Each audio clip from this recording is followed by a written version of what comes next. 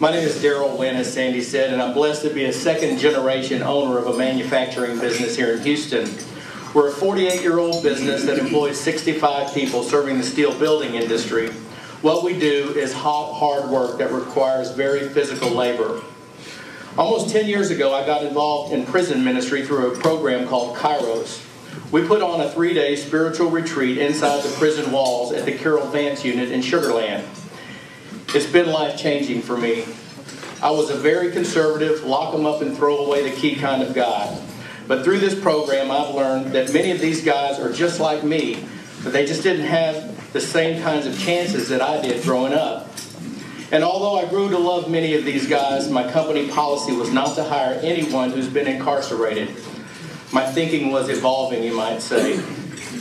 Through a series of events, too complicated to explain here, I came into contact with Sandy Schultz in the WorkFaith Connection. Soon, we were participating in mock interviews and really got to see up close what Sandy and God had going, and we could tell that it was very special. We had a change of heart and decided to hire her graduates. Man, what a difference these guys have made in my workforce. Never have I had such motivated, hardworking, and grateful employees. Guys who are clear-eyed and eager to work. Guys who want the company to succeed because they understand that if we succeed, they succeed. I could tell you a lot of stories about these guys. I could tell you about a guy named David Ali. David appears to be about my age, and the day he got his first paycheck, he started crying. And somebody asked him, "Why are you crying?" He said, "This is the first time in my life I've ever gotten a paycheck." I could tell you about a guy named Sean Young. He's constantly telling me about his job, how it's changed his life and his thinking. Not just his thinking about work, but his thinking about life. But I want to tell you about a guy named Greg Phillips. Greg was incarcerated for 15 years from 1993 to 2008. Last year, the recession really hit our little company.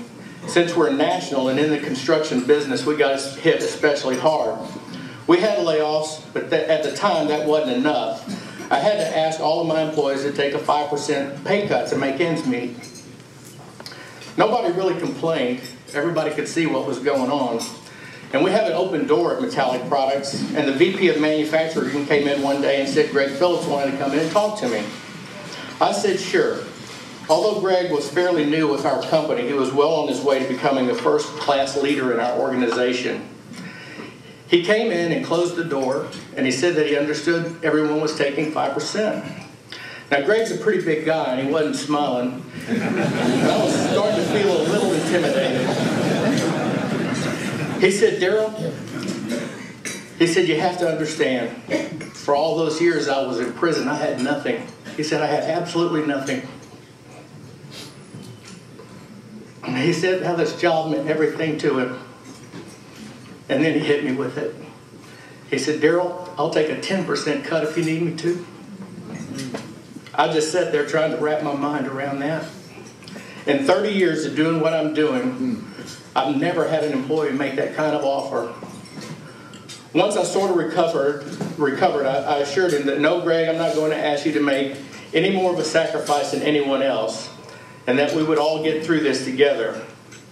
I was a changed man forever.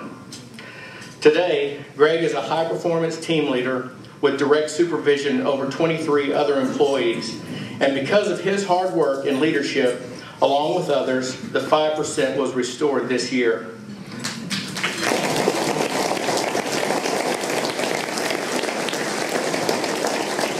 Greg's here with us today. Would you mind standing up, Greg?